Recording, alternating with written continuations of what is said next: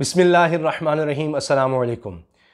मियाँ शहबाज शरीफ साहब इस वक्त शदीद दबाव में हैं, बहुत ज़्यादा परेशान हैं और अपने पैर पर कुल्हाड़ी मार बैठे हैं, बल्कि कुल्हाड़ी नहीं कुल्हाड़ा मार बैठे हैं। और उनका भी मामला लगता है कि मियाँ नवाज़ शरीफ साहब वाला हो चुका है, बिल्कुल उसी तरह से जिस तरह मियाँ नवाज़ शरीफ साहब बुरे तरीके से फंस गए थे, इसी तरह अब शहबाज शरीफ साहब भी फंस चुके हैं। और वो पाकिस्तान जब आए तो सोच कर तो कुछ और आए थे, लेकिन उल्टी पड़ गई सब तदबीरें। हत्ता कि वो तो ऐसे था कि जैसे शेरवानी भी वहाँ से सिलवा कर लंदन से साथ लाए थे कि अब मैं जाऊँगा और बस जैसे मैं वज़ीर आज़म बन जाऊँगा। और इसी फ्रस्ट्रेशन में, इसी दबाव में उन्होंने सुहेल वड़ाइच साहब को जो इंटरव्यू दे दिया था, और उसके बारे में सुहेल वड़ाइच साहब ने एक और कॉलम लिख दिया है कि मेरा लहू और दस्ताने। तो अब उसमें उन्होंने क्या कहा है, सुहेल वड़ाइच साहब ने वो अपनी बात पर कायम है। और किस तरह से सुहेल वड़ाइच साहब बता रहे हैं कि शहबाज शरीफ साहब ने जो बातें कही थी मैंने वही लिखी हैं, और ये बाकायदा एक इंटरव्यू था। और जो उन्होंने बातें ऑफ द रिकॉर्ड कही थी मैंने वो ऑफ द रिकॉर्ड ही रखी हैं, मेरे सीने में ही है। लेकिन वो मसला ये था, मुझे जो लग रहा है वो ये कि वो इस्टेब्लिशमेंट के ख़िलाफ़ बयानियाँ बनाना चाहते थे, लेकिन वो शहबाज शरीफ साहब के ख़िलाफ़ ही बन गया बयानियाँ। चूँकि वो फ्रस्ट्रेट थे, वो उसमें इन्वॉल्व करना था चाहते इस्टेब्लिशमेंट को, लेकिन बयानियाँ ये बन गया कि भाई इसका मतलब है कि आप इलेक्शन के दिनों में भी आप यही लेन देन के मामला कर रहे थे और सारा कुछ। वो मैं आऊँगा उस आर्टिकल पर भी, उसकी तफसील पर भी, वो बड़ा अहम है। लेकिन अब शहबाज शरीफ साहब के साथ ये हुआ है कि उन पर एक बहुत ही मजबूत केस बन गया है।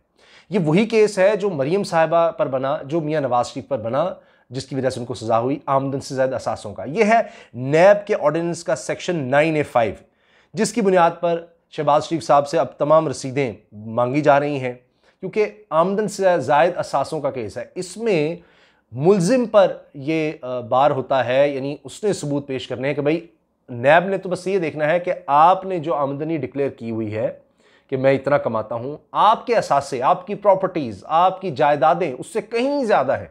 बस जब ये नैब साबित कर देता है, दिखा देता है, जो उनके सामने रख दिया गया अभी जो पिछली उनकी पेशी थी उसमें, तो अब जस्टिफाई शहबाज शरीफ साहब ने करना है कि ये सब जायज़ पैसों से कमाया गया है। अब नैब ने ये साबित नहीं करना कि जनाब ये सब नाजायज़ पैसे थे। बस इतना उन्होंने दिखा दिया कि आपने जो आमदन जाहिर की हुई है उसमें ये सब नहीं बन सकता था, तो लिहाजा अब ये समझा जाएगा कि आपने ये नाजायज़ पैसों से सब कुछ बनाया है, वरना आप बता देते। तो ये ज़रा कानून मुख्तलिफ है, वरना आमतौर पर कानून ये होता है कि इल्ज़ाम लगाने वाले ने साबित करना होता है और वही चलता है। लेकिन यहाँ नैब का एक ख़ास कानून है और उसमें फिर जो सरकारी ओहदे रख चुके हैं उनके लिए ये है। तो अब इसी में ही मरीम नवाज साहिबा और नवाज शरीफ साहब को सज़ा हुई थी, जिस तरह मैंने अर्ज़ किया। अब इससे बच निकलना बहुत मुश्किल है शहबाज शरीफ साहब का, इसीलिए वो इतने ज़्यादा दबाव में है, इतने ज़्यादा परेशान है और अब इस तरह की बातें कर रहे हैं। अब आशियाना केस हो या कोई ये जो भी दीगर केस आए उनके ख़िलाफ़, वो करप्शन के मामला थे, वहाँ पर नैब को मुलजिम के ख़िलाफ़ सबूत पेश करने होते हैं। वो जो केस इनके ख़िलाफ़ दीगर बने थे, शुगर मिल के हों या वो नाला बनाने के हों, दीगर जिनमें इनकी ज़मानतें हो चुकी हैं। लेकिन ये जो केस है सबसे मजबूत होता है और बड़ा ही मुश्किल है इससे मियाँ शहबाज शरीफ साहब को बचना। चूँकि लास्ट पेशी पे जो उन्होंने जवाब दिए थे, मैंने अपनी पिछली वीडियो में आपको बताए हैं, वो किसी भी तरह तसल्ली बख्श नहीं थे और नैब इस बारे में वाज़ेह तौर पर कह चुका है। जब नैब बार बार कह रहा है कि तसल्ली बख्श नहीं है, तो इसका मतलब ये होता है कि भाई गिरफ्तारी हो सकती है। ना सिर्फ ये गिरफ्तारी हो सकती है, बल्कि ये भी हो सकता है कि ECL वाला मामला आ जाए, एग्जिट कंट्रोल लिस्ट में उनका नाम आ जाए कि वो फिर पाकिस्तान से नहीं जा सकते। और अब ECL में नाम डलवाना कोई इतना मुश्किल भी नहीं होगा, इसलिए कि वो तो फिर वजारत दाखिला की तरफ से होता है, वो तहरीक इंसाफ के पास है, हुकूमत उनकी है। और हुकूमत के एक अहम रुकन शेख रशीद साहब वाजे कर चुके हैं कि नैब अब टार्जन बनने लगा है, ईद के बाद वो टार्जन बन जाएगा। और ईद के फ़ौरन बाद आ रही है 2 जून, और 2 जून को है मियाँ शहबाज शरीफ साहब की पेशी नैब में। तो अब आप कड़ियों से कड़ियाँ मिला रहे हैं ना, तो आप देख लें, आप लोग बहुत समझदार हैं, मुझसे आप सब ज़्यादा समझदार हैं। अब देखिए कि फिर क्या होता है। तो अब शेख रशीद साहब ऐसे ही नहीं कह रहे कि नैब टार्जन बनने वाला है, बहरहाल वो तो कहते हैं कि हुकूमती अहलकारों की भी पेशियाँ हो सकती हैं। तो अब अगर नैब ये नहीं करेगा तो वो बिल्कुल ही फारिग हो जाएगा, ये ख़ुद शेख रशीद साहब ने कहा है। अच्छा, अब ये बात साबित हो गई, वाज़े हो गई कि शहबाज शरीफ साहब नैब को मुतमईन नहीं कर सके। 2 जून को उनको फिर बुलाया गया है। वो कह रहे हैं कि नैब कह रहा है कि शहबाज शरीफ साहब हमारे साथ ताउन नहीं कर रहे। एक और मसला ये है कि ये चीज़ भी वाज़े हो रही है कि शहबाज शरीफ साहब अब जान छुड़ाना चाहते हैं, दोबारा लंदन जाना चाहते हैं, यहाँ से भागना चाहते हैं। किस तरह? क्योंकि नैब में वो बार बार कह रहे हैं कि जी मुझे लंदन जाना होगा, ये जो चीज़ें आप मांग रहे हैं इसके लिए मुझे लंदन जाना पड़ेगा। मिसाल के तौर पर उनसे ये पूछा गया था नैब की तरफ से कि जी आपके 4 वहाँ पर फ्लैट्स हैं बरतानिया में, तो ये आपके पास पैसे कहाँ से आए? तो उन्होंने कहा जी मैंने दोस्तों से कर्जा लिया था और कुछ बैंक से मैंने लोन लिया था इसके लिए। तो जब उनसे कहा गया कि अच्छा दोस्तों के नाम बता दें, उन्होंने कहा अभी मुझे याद नहीं है, और बाकी जो बैंक के कर्जे किस तरह लिए क्या हुआ वो सारा जी रिकॉर्ड लंदन में है। यानी वो हर बात लंदन पे डाल रहे हैं कि मैं लंदन चला जाऊं।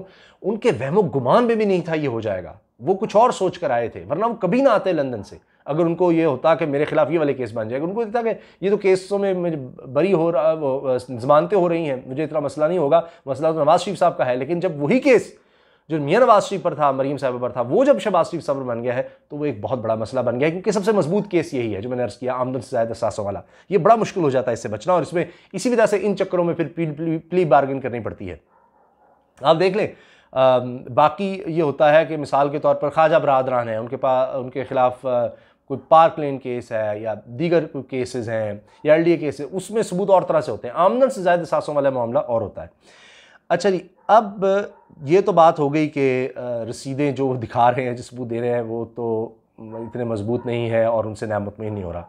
अब जब तसल्लीबख्श जवाब नहीं आ रहा तो फिर क्या हो सकता है? जायदाद की जब्तगी हो सकती है, डिस्क्वालिफिकेशन। एक तरफ तो अपोजिशन लीडर हैं इस वक्त कौमी असम्बली में, अपोजिशन लीडर है, डिस्क्वालिफिकेशन भी हो सकती है, यानी असम्बली की सीट भी गई और ये सब कुछ भी गया, फिर वो कोई सरकारी ओहदा नहीं ले सकते, डिस्क्वालिफिकेशन हो गई, और जेल और कैद। ये सब कुछ शहबाज शरीफ साहब को नज़र आ रहा है। फिर वही बैरक और उनकी वो एक बड़ी तस्वीर आप गूगल पे ज़रूर देखिए कि वो बहुत परेशान है शहबाज शरीफ साहब उस तस्वीर में, जब नैब ने उनको हिरासत में लिया था। हालांकि उनको सहूलतें तो दी जाती, लेकिन वो परेशान हो गए थे कि ये मेरे साथ क्या हो गया। अब मॉडल टाउन में 2 रोज़ तक इजलास चलता रहा, 2 रोज़ ये इजलास हुआ है। बड़ा ही अहम इजलास था जिसमें नून लीग की सारी बड़ी क़यादत बैठी थी कि अब करें क्या, सर जोड़कर बैठे। और उसमें अब ये नज़र आ रहा है कि एक ही सियासी चाल रहेगी हमारे पास, और वो है 18वीं तरमीम का मामला। अब 18वीं तरमीम में अगर हम रद्दबदल करते हैं तो उसमें हम नैब में कुछ लो कुछ दो की बुनियाद पर नैब के कानून में ही कुछ नरमी करवा लें। तो यही बचत है कि नैब के कानून को ऐसा कुछ बनवा लिया जाए कि हम सारे बच जाएँ। क्योंकि आपको ये याद है ना कि जब 18वीं तरमीम आई थी तो उसकी सपोर्ट में मियां नवाज शरीफ साहब ने क्या मनवाया था कि जी मैं तीसरी दफ़ा वज़ीर आज़म भी बन सकूं, ठीक है, वरना उससे पहले था 2 दफ़ा हो गए तो फिर तीसरा भी बन सकते, और नवाज शरीफ साहब 2 दफ़ा बन चुके थे। तो उन्होंने इस बुनियाद पर 18वीं तरमीम में पीपल्स पार्टी की हिमायत की थी कि जनाब आप ये शिकवी ख़त्म कर दें, यानी नवाज शरीफ साहब की वापसी की राह हमवार हो जाए तो 18वीं तरमीम मंजूर है। इसी तरह अब 18वीं तरमीम में मज़ीद कुछ करना है अगर, और फवाद चौधरी साहब कह चुके हैं कि असल चीज़ यह है कि हम इख्तियारात में कुछ नहीं चाहते, सूबों को इख्तियारात मिलें, बड़ी अच्छी बात है, और नीचे तक जाएं, ज़िलों में भी मिलें, लोकल गवर्नमेंट्स में जाएं। असल ये है कि अब पैसे ही नहीं बचते विफाक के पास, यानी उसके बाद क्या रह जाता है? एक तो हमने डेट सर्विसिंग करनी थी, कर्ज़ों की वापसी, डिफेंस बजट है वो भी करना है, तो पैसे ही नहीं बचते सूबों को देने के बाद। तो यानी असल मामला यह है पैसों का। तो उसमें अब 18वीं तरमीम में अगर कोई तब्दीली होती है तो नून लीग साथ आएगी कुछ लोग कुछ दो की पॉलिसी पर कि जनाब यहाँ नैब से हमारी जान छुड़वाएं, क्योंकि पहले भी उन्होंने यही किया था, अपनी बात मनवा कर फिर सपोर्ट में आ गए थे। तो यहाँ पर हो सकता है कि वो ये डील करने की कोशिश करेंगे कि जनाब कुछ नैब से हमारी जान छुड़ाएं तो हम 18वीं तरमीम में आपके साथ आ जाते हैं। अब बरतानवी अखबार डेली मेल की भी मैं आपको बात बता दूं, वो भी बड़ी अहम डेवलपमेंट है कि शहबाज शरीफ साहब ने तो उनको नोटिस भेजा, उन पर केस किया कि जनाब मेरे खिलाफ गलत खबर छुपाई, लेकिन जब यहाँ पर उनके खिलाफ नैब कार्रवाई शुरू कर देगा तो डेली मेल ने जो बातें कही थी कि किस तरह से ये पाकिस्तान से बरतानिया से पाकिस्तान मनी लॉन्ड्रिंग करते थे, वो सारी कहानी उन्होंने सुनाई थी। तो अब उससे आप देख लें कि वो भी इनके लिए एक मामला बन जाएगा कि फिर वहाँ पर भी उनको बरतानिया में भी शिकस्त हो सकती है और उसमें उनको बहुत भारी जुर्माना हो सकता है, उल्टा कि आपने डेली मेल पर केस किया है, क्योंकि यहाँ तो आप मुजरिम करार पाए हैं आमदन ज़ायद सासों में कि आप ये सारे काम करते रहे हैं। और टीटियाँ, वो सवाल भी हुए हैं टीटियों वाले के किस तरह आ जाती थी आपके पास, आपके मुलाजमों के नाम पर आपके अकाउंट उनमें पैसे आ रहे हैं, वो कहते हैं जी मुलाजमों से पूछें कि पार्टी फंड उनके पास क्यों जा रहा है। और फिर ये कि जी ऐसे लोग जिनके पासपोर्ट नहीं है, बाहर के मुल्कों में तो दूर की बात है जाना, वो आपको बाहर से पैसे कैसे भेज रहे हैं जो आज तक ना बाहर गए, उनके पासपोर्ट तक नहीं है।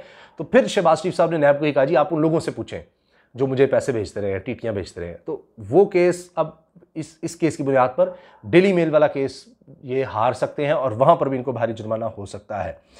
अब जनाब 2 जून की जो पेशी है वो सबसे ज़्यादा अहमियत इख्तियार कर गई है और इन्होंने जो करना है, अब जो ये हाथ पाँव मार सकते हैं यही है कि 2 जून से पहले पहले कर लें, और वरना इनके लिए बड़ा मसला खड़ा हो जाएगा। एक और चीज़, मुझे पता है वीडियो लंबी हो रही है, लेकिन ये सब बातें आपके लिए जानना बहुत ज़्यादा ज़रूरी है और आप ये आपस में डिस्कस कर सकते हैं। कोई आपसे पूछे आप उसको बता सकते हैं। ये जो लाल सुहांद्रा केस है ये क्या है, नया केस जो सवालनामा आया है शहबाज शरीफ साहब के पास, ये असल में जो ये कह रही है मरीम औरंगजेब साहिबा कि जनाब ये तो बड़ा पुराना केस है, वो अपनी जगह बात सही कर रही है। ये है 1972 का कि लाल सुहांद्रा पार्क बना था, जिन लोगों की वहां जमीन थी इनको चोलिस्तान में जमीन अलॉट करना थी। अब आ जाते हैं हम 2012 में। 2012 में बलीगुर रहमान के ताउन से इस अलॉटमेंट की समरी तैयार हुई, यानी ये जो अलॉट करने थे पैसे और ये जो जमीन अलॉट करनी थी ये कितनी थी 14,400 कनाल, 14,400 कनाल ये अराजी थी, इसकी अलॉटमेंट का ये सारा मामला था और 144 लोगों को ये अलॉटमेंट है। अच्छा, अब 2012 में बलीगुर रहमान के ताउन से इस अलॉटमेंट की समरी तैयार हुई थी और 2013 में शहबाज शरीफ साहब ने इसकी मंजूरी दी थी और इसकी मंजूरी की तौसीक बहसीत वज़ीर कानून राना सनाउल्लाह साहब ने भी की थी। अब इन तीनों को नोटिस भिजवा दिए गए हैं, राना सनाउल्लाह, बलीगुर रहमान साहब और शहबाज शरीफ साहब को, कि जी आपने ये ज़मीन कैसे अलॉट की। ये सिर्फ सवालों में भिजवाए गए हैं, ये नहीं कि इनको तलब कर लिया गया, पकड़ने जा रहे हैं, ऐसा नहीं। बहरहाल अब नून लीग वही कर रही है जो कर सकती है कि जी ये नैब न्याजी गठजोड़ है, ये झूठा मामला है, ये हमें पॉलिटिकल विक्टिमाइजेशन की जा रही है, ये हो रहा है वो हो रहा है, और जी ये आटा चीनी स्कैंडल की से तवज्जो हटाने के लिए पहले उस पर नहीं आ रहे, एफआई उस पर तवज्जो, ये सब बातें हो रही हैं। अब मैं आपको बता दूं सुहेल वड़ाइच साहब का, आप हैरान हो जाएंगे कि सुहेल वड़ाइच साहब बड़े ही वज़ाक़त वाले आदमी हैं, बड़े ही अच्छे इंसान हैं।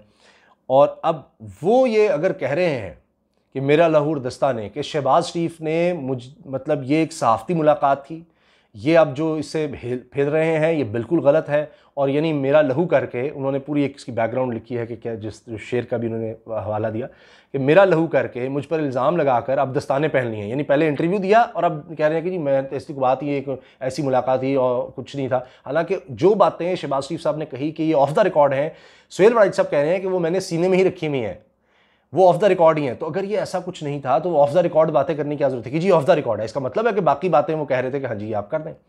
तो जब शहबाज शरीफ साहब ने वहाँ पर कहा कि जी 1 महीना पहले तक इस्टेब्लिशमेंट से हमारी चल रही थी कि कबीना भी क्या होगी, वो भी हो रहा था, और 2 साफ़ी भी आए कि जी वज़ीर आज़म के हवाले से मुझे बताया जा रहा है कि शहबाज शरीफ होंगे।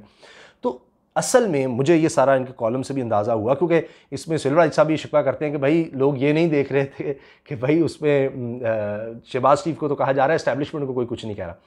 तो बात यह है कि असल में शहबाज शरीफ साहब शायद ये चाह रहे थे कि बयानिया ऐसा बन जाएगा इस्टेब्लिशमेंट के खिलाफ कि ओहो अच्छा जी वो गठजोड़ कर रहे थे फलां, लेकिन उल्टा हो गया, क्योंकि आप खिलाफ बोलते रहे, मरियम साहिबा, नवाज शरीफ साहब बोलते रहे, उनको खिलाई मखलूक और ये और वो पता है ना और सारा कुछ, तो आप उन्हीं से मिलते रहे, तो बयानिया ऐसा बन गया कि शहबाज शरीफ साहब को उल्टा लेने के देने पड़ गए। तो वहाँ भी उनकी तदबीरें उल्टी हो गई और सुहेल वड़ाइच साहब उस बात पर कायम हैं, वो कह रहे हैं कि बिल्कुल मैंने जो लिखा है यही बातें हुई थी और ऐसा कुछ नहीं था कि जी ये सिर्फ ऐसे ही कोई ऐसी ही बातें थी जी ड्राइंग रूम बैठ के ऐसी गापशप सी थी, कोई ऐसा नहीं, ये ऑन पर्पस था ये सारा कुछ।